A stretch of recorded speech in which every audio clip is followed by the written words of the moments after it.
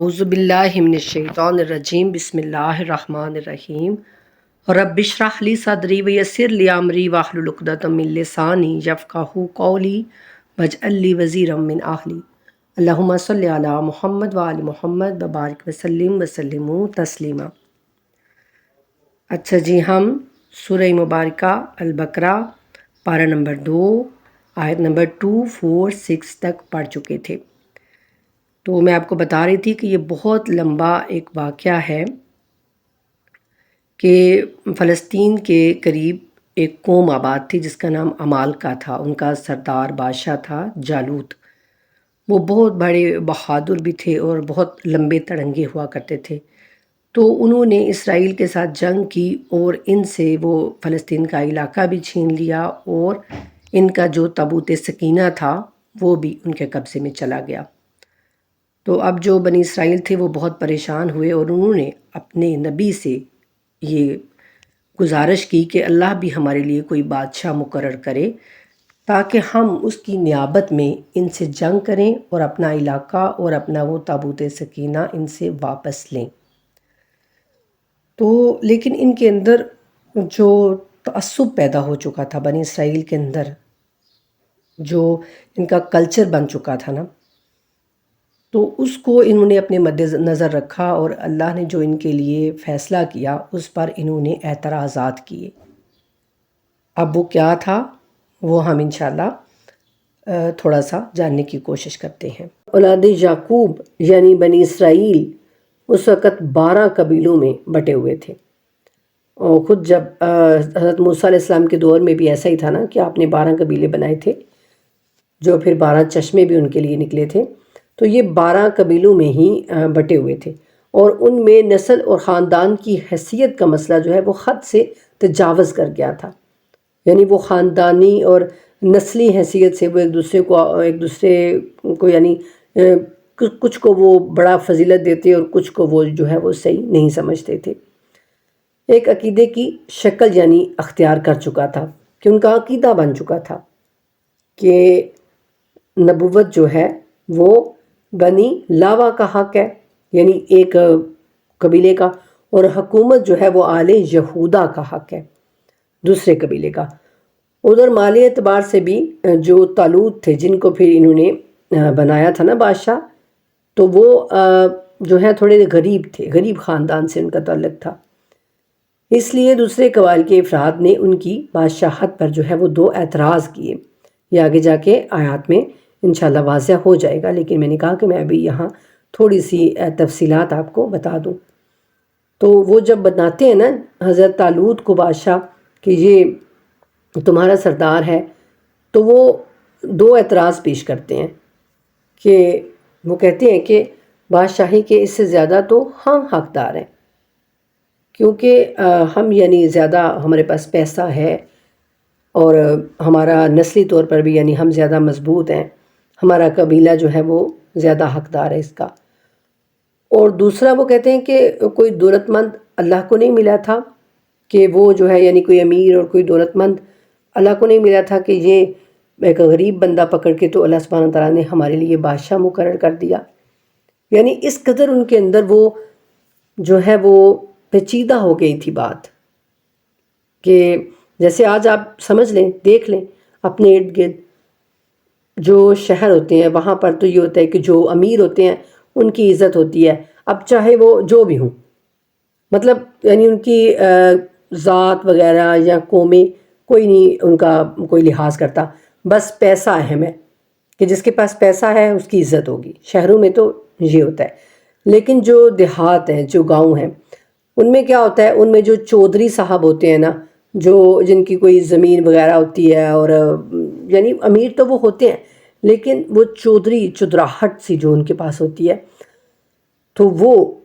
ان کا زیادہ رعب اور دبدبہ ہوتا ہے غریب لوگوں پر، جو بیچارے غریب ہوتے ہیں، جو محنت مزدوری کرتے ہیں، ان کو وہ سمجھتے ہیں یہ تو کامیں ہیں، ان کی تو نہ کوئی خواہش ہے، ان کی نہ کوئی اپنی آرزو ہے، نہ ان کی کوئی عزت ہے، بس وہ ان سے ایسا ہی سلوک کرتے ہیں جیسے کہ کسی جانور سے کیا جاتا ہے۔ بس وہ اپنے کام کے لیے ان کو استعمال کرتے ہیں اور تھوڑا بہت ان کو دے دیتے ہیں خرچہ مرچہ، اور بس ٹھیک ہے۔ تو اس طرح کا یعنی ہمارے بھی آج اندر مائنڈ میں وہی کنسیپٹ ہے جو اللہ تعالیٰ بتاتے ہیں کہ یہ غلط تھا، یہ صحیح نہیں تھا، جو اللہ کو ناپسندیدہ تھا۔ تو انہوں نے بھی یہی کیا، انہوں نے کہا کہ بھئی اللہ کو کوئی امیر نہیں ملا تھا،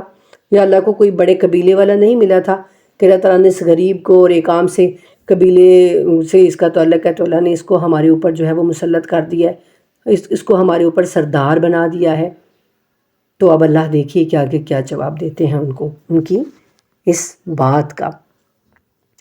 وقال، اور کہا، لاہم انہیں نبی جہم ان کا نبی، ان بے شک اللہ قد بعث مقرر کر دیا ہے لاکم تمہارے لیے طالوت کو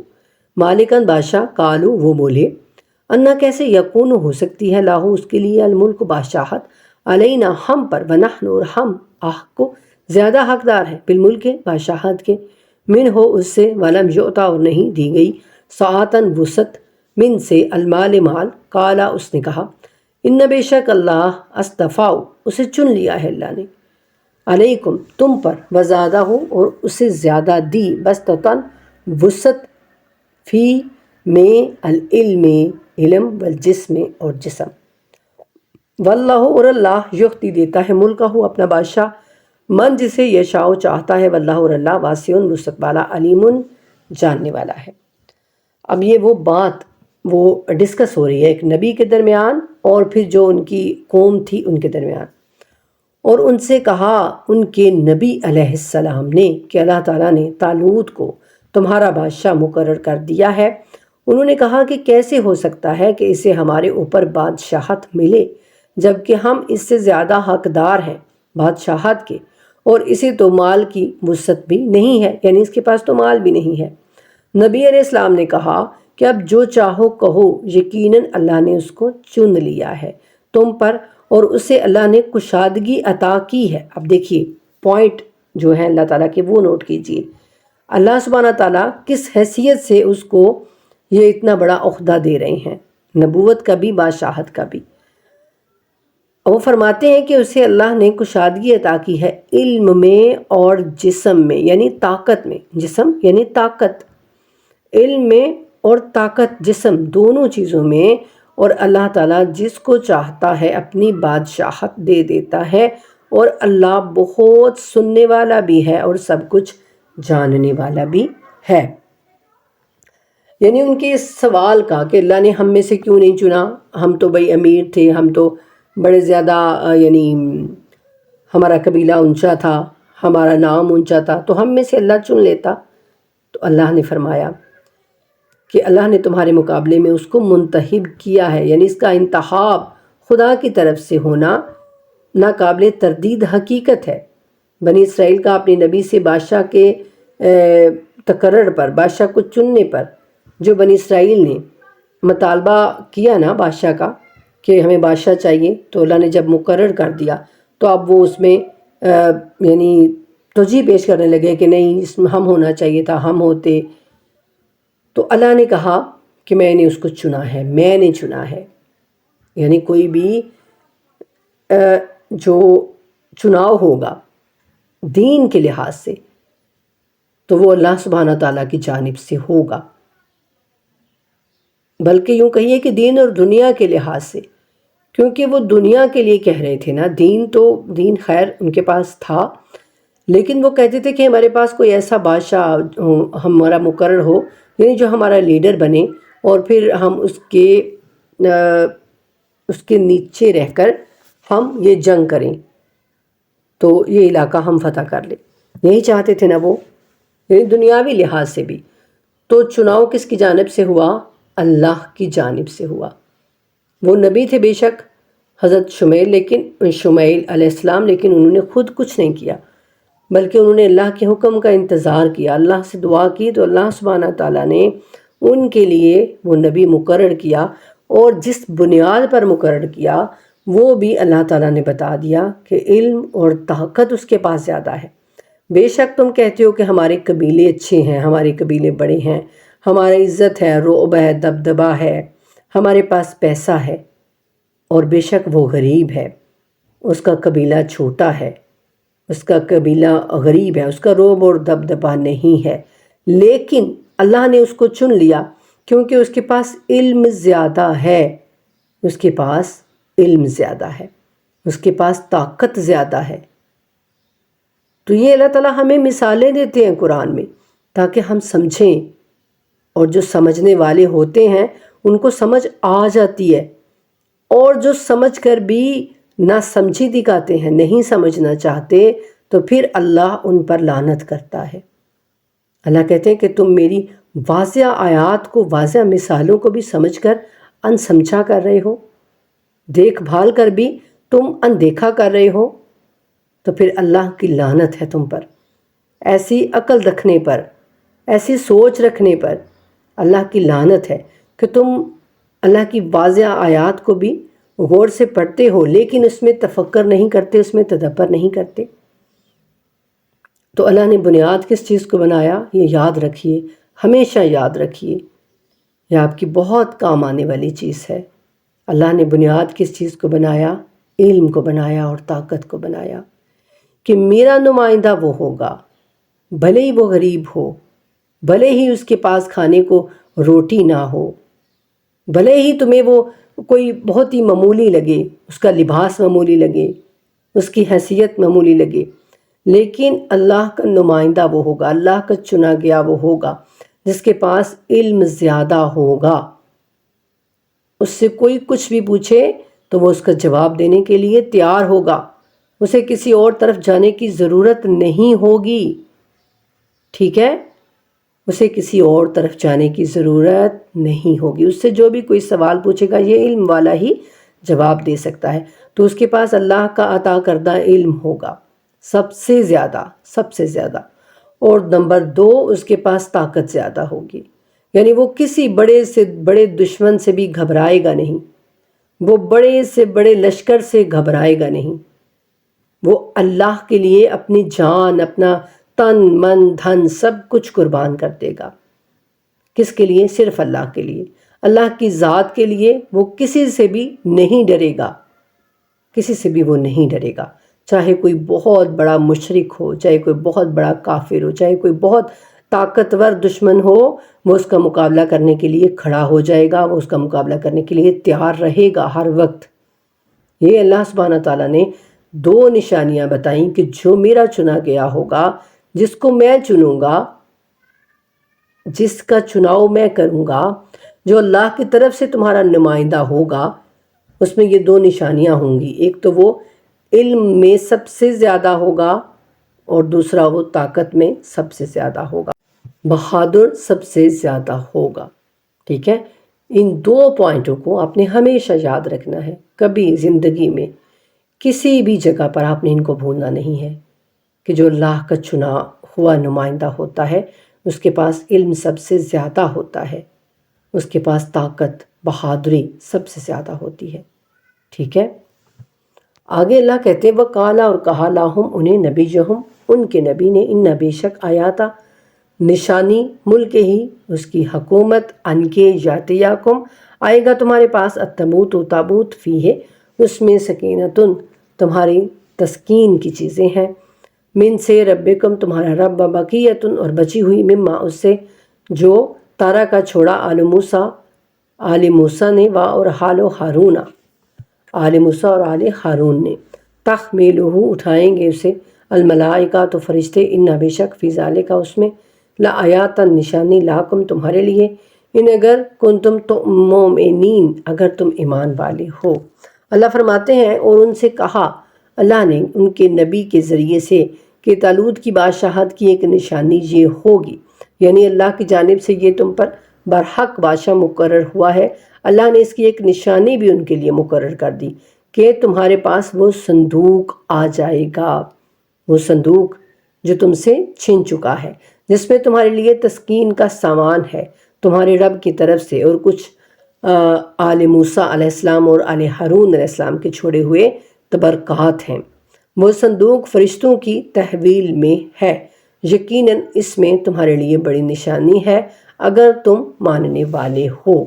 اس صندوق کی بنیادی خصوصیت یہ تھی کہ اس میں اللہ فرماتے ہیں کہ آل موسیٰ اور آل ہارون کے باقی ماندہ تبرکات رکھے ہوئے ہیں، یعنی انبیاء کے تبرکات ہوتے ہیں، جو انہوں نے چھوڑے ہوتے ہیں اپنی نشانیاں، تو وہ اللہ کہتے ہیں تبرکات ان میں موجود ہیں۔ حضرت موسیٰ علیہ السلام کی والدہ نے حضرت موسیٰ علیہ السلام کو اسی صندوق میں رکھ کر دریا میں بہا دیا تھا، ٹھیک ہے، اور اس میں وہ تختیاں بھی تھیں جو جناب موسیٰ علیہ السلام طور سینا سے لے کر آئے تھے اپنی امت کے لیے، یعنی وہ تختیاں توریت کی تختیاں، ٹھیک ہے۔ توریت کا اصل نسخہ بھی اسی میں تھا جسے حضرت موسیٰ علیہ السلام نے خود لکھ کر بنی لاوا کے سپرد کیا تھا۔ تو یہ صندوق اس طرح سے ان کے لیے بہت زیادہ اہمیت کا حامل تھا، اور بعض تاریخ میں ہے کہ اس میں حضرت موسیٰ علیہ السلام کا عصا بھی اسی صندوق میں یعنی موجود تھا، حضرت موسیٰ علیہ السلام کی ذرہ تھی۔ تو یہ سب کچھ ان کے لیے بہت اہمیت کا حامل تھا، اور وہ اسے اپنے لیے متبرک سمجھتے تھے۔ تو جب وہ ان سے چھن گیا تو وہ ہمت ہار بیٹھے۔ تو اللہ سبحانہ تعالیٰ نے یہ کہا تھا کہ دیکھو میں نے یہ بادشاہ تمہارے لیے مقرر کیا ہے نا، تو اللہ تعالیٰ کہتے ہیں کہ میں جس کو چاہوں اپنی بادشاہت دوں، سب سے بڑا بادشاہ، سب سے بڑا مالک تو میں ہوں نا، ہر چیز کا مالک، ہر چیز کا بادشاہ تو میں ہوں، لیکن دنیا میں جس کو میں چاہتا ہوں اپنی بادشاہت عطا کرتا ہوں۔ تو میں نے اگر اس کو تمہارے لیے بادشاہ مقرر کیا ہے تو کسی اہمیت کی وجہ سے کیا ہے نا۔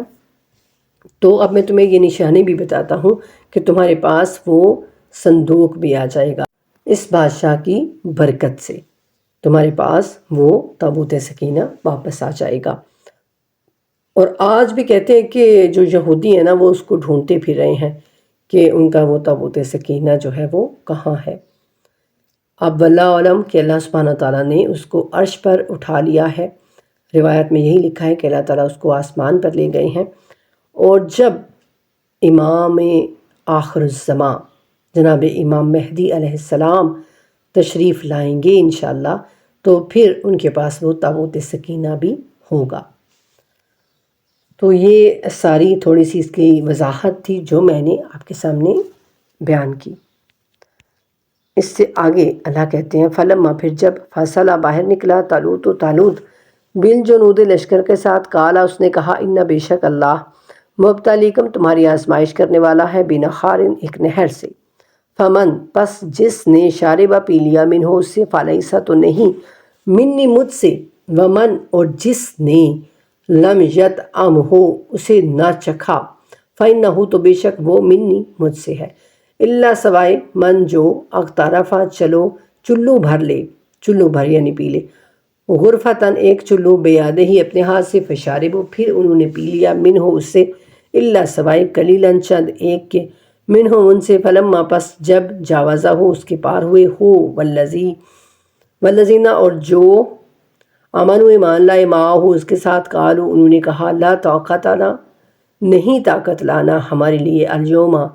آج، بے جالوت جالوت کے ساتھ، وجنودہ اور اس کا لشکر، کالا کہا الذین جو لوگ یظنون یقین رکھتے تھے، انہم کہ وہ ملاقو ملنے والے ہیں اللہ سے، کم بارہا، من سے فیاتن جماعتیں، قلیلتن چھوٹی، غلبت غالب ہوئیں، فیاتن جماعتیں، کثیرتن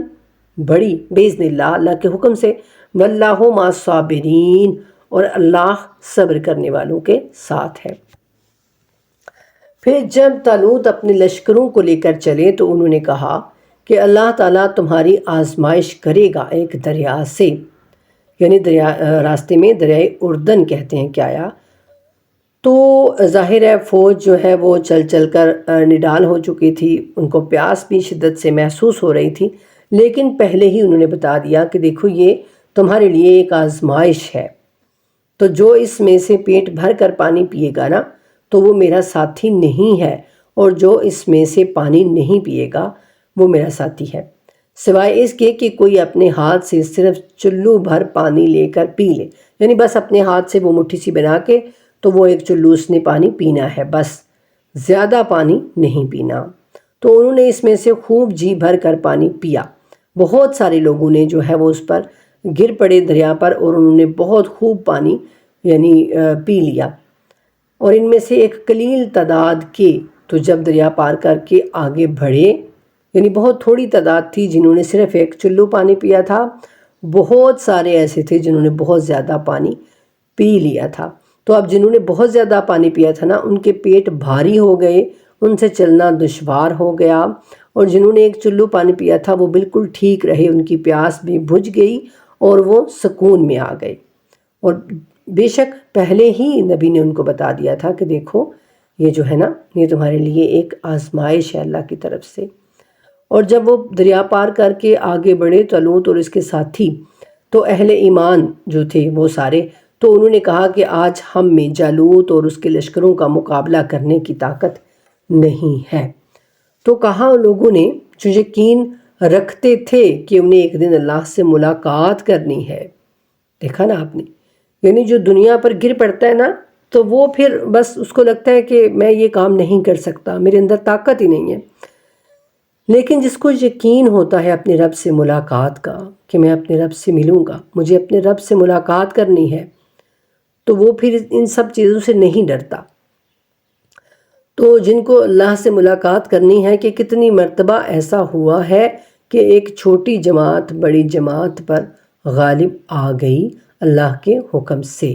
یعنی انہوں نے یہ کہا، جو صحیح ایمان والے تھے نا، انہوں نے کہا کہ کئی مرتبہ ایسا ہوا ہے کہ ایک چھوٹی جماعت جو ہے وہ بڑی جماعت پر غالب آ گئی ہے، یعنی اس نے غلبہ پا لیا، وہ جیت گئی ہے چھوٹی جماعت اللہ کے حکم سے۔ اور اللہ تو صبر کرنے والوں کے ساتھ ہے، یعنی ہم صبر کریں، اپنے دشمن کے مقابلے میں ہم ڈٹے رہیں، ہم بھاگیں نہیں، تو انشاءاللہ ایسا ہوگا کہ ہمارا رب ہماری مدد کرے گا، اور ہم اگرچہ کم ہیں لیکن ہم کامیاب ہو جائیں گے، ہم غالب آ جائیں گے۔ جو صحیح ٹھیک ایمان والے تھے نا، انہوں نے یہ کہا، اور ایسا ہوا بھی، وہ کامیاب ہو گئے۔ اور یہ بھی تاریخ میں لکھا ہوا ہے کہ حضرت داؤد جو ہے نا، حضرت داؤد علیہ السلام لشکر طالوت میں عین اس وقت پہنچے، یعنی جناب طالوت علیہ السلام کے لشکر میں وہ عین اس وقت پہنچے تھے جب جالوت بنی اسرائیل کی فوج کو دعوت دے رہا تھا کہ آؤ مجھ سے لڑو، میں بہت بہادر ہوں۔ وہ کہتے ہیں کہ وہ بہت زیادہ قداور شخص ہوا کرتے تھے، اور بہت زیادہ طاقتور وہ لوگ ہوا کرتے تھے اس علاقے کے، اس شہر کے، جہاں پر وہ جنگ کے ارادے سے گئے تھے۔ تو جب وہ بنی اسرائیل کی فوج کو بلا رہا تھا، دعوت دے رہا تھا کہ آؤ کون ہے جو میرے ساتھ آ کے مقابلہ کرے، تو اسی وقت حضرت داؤد علیہ السلام وہاں پہنچے، اور اسرائیلی فوج میں سے کسی کو اس کے مقابلے کی ہمت نہیں پڑتی تھی۔ ان کی یہ حالت دیکھ کر حضرت داؤد علیہ السلام آگے بڑھے، اور انہوں نے ان کا جو بادشاہ تھا جالوت، اس کو قتل کر دیا۔ جالوت کے قتل ہوتے ہی جو ہے اس کی فوج بھی درہم برہم ہو گئی، اور حضرت داؤد علیہ السلام بنی اسرائیل کی جو ہے وہ محبوب شخصیت بن گئے۔ تو جو حضرت طالوت تھے، انہوں نے اپنی بیٹی کی شادی حضرت داؤد علیہ السلام سے کر دی، اور بعد میں وہی حضرت داؤد علیہ السلام جو کہ حضرت سلیمان علیہ السلام کے والد تھے، وہ پھر نبی بھی ہوئے، اور بنی اسرائیلوں کے وہ پیشوا بھی مقرر ہوئے، اور انہیں پھر نبوت بھی عطا کی گئی، اور ان کے بیٹے حضرت سلیمان علیہ السلام کو بھی نبوت عطا کی گئی۔ اس کے بعد اللہ سبحانہ تعالیٰ فرماتے ہیں،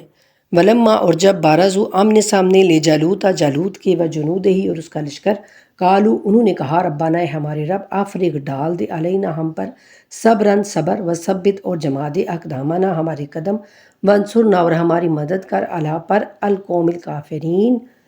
کافروں کی قوم پر۔ اور جب وہ مقابلے پر نکلے جالوت اور اس کے لشکروں کے، تو انہوں نے دعا کی کہ اے ہمارے رب، ہم پر صبر انڈیل دے، یعنی ہمیں صبر دے، کیونکہ وہ بہت بہادر بھی تھے، لمبے تڑنگے بھی تھے، اور تو یہ کم بھی تھے ان کی نسبت۔ تو انہوں نے حضرت طالوت علیہ السلام نے دعا کی تھی کہ یا اللہ، ہم پر صبر انڈیل دے، یعنی ہمارے قدم جمائے رکھ، اور ہماری مدد فرما ان کافروں کے مقابلے میں۔ فَهَزَمُوهُمْ، پھر انہوں نے شکست دی انہیں، بِإِذْنِ اللہ، اللہ کے حکم سے۔ وَقَتَلَ، اور قتل کیا، داؤد نے جالوت کو، وَآتَاهُ، اور اسے دیا اللہ الملک، ملک، والحکمت، اور حکمت۔ تو اللہ نے حضرت داؤد علیہ السلام کو یعنی ملک بھی دیا، بادشاہت بھی یعنی دی، اور حکمت بھی دی، اور وَعَلَّمَهُ، اور اسے سکھایا، مما، جو یشاء، چاہا، ولو، اور اگر، لا، نہ، دفع، ہٹاتا اللہ، الناس، لوگ، بعضهم، بعض لوگ، ببعضٍ بعض کے ذریعے سے لا فسادات ضرور تباہ ہو جاتی الارض و زمین ولیکن اور لیکن اللہ ذو فضل علی العالمین اللہ بڑا ہی فضل کرنے والا ہے تمام جہانوں پر۔ اللہ فرماتے ہیں تو انہوں نے مار بھگایا ان کو اللہ کے حکم سے، اور داؤد علیہ السلام نے جالوت کو قتل کر دیا، اور اللہ نے انہیں سلطنت دی اور حکمت عطا کی، اور جو کچھ چاہا انہیں سکھا دیا۔ اور اگر اس طریقے سے اللہ ایک گروہ کو دوسرے کے ذریعے سے دفع نہ کرتا رہتا تو زمین میں فساد پھیل جاتا، لیکن اللہ تعالیٰ تو تمام جہانوں پر بڑا ہی فضل کرنے والے ہیں۔ دل کا یہ آیات اللہ اللہ کے احکام ہیں، اللہ کی آیات ہیں، نتلوہا ہم سناتے ہیں وہ علیہ کا آپ پر بالحق کے ٹھیک ٹھیک، وَإِنَّكَ اور بے شک آپ لامنا ضرور ہیں المرسلین رسول میں سے۔ اللہ فرماتے ہیں کہ یہ اللہ کی آیات ہیں جو ہم آپ صلی اللہ علیہ وآلہ وسلم کو پڑھ کر سنا رہے ہیں حق کے ساتھ، اور یقیناً اے نبی آپ اللہ کے رسولوں میں سے ہیں۔ الحمدللہ ہمارا دوسرا پارہ جو ہے وہ کمپلیٹ ہو گیا، سورہ بقرہ، اور دوسرا پارہ ہمارا کمپلیٹ ہوا ہے۔ آگے سورہ بقرہ ہی جائے گی، لیکن یہ ہے کہ تیسرا پارہ ہمارا شروع ہو جائے گا انشاءاللہ۔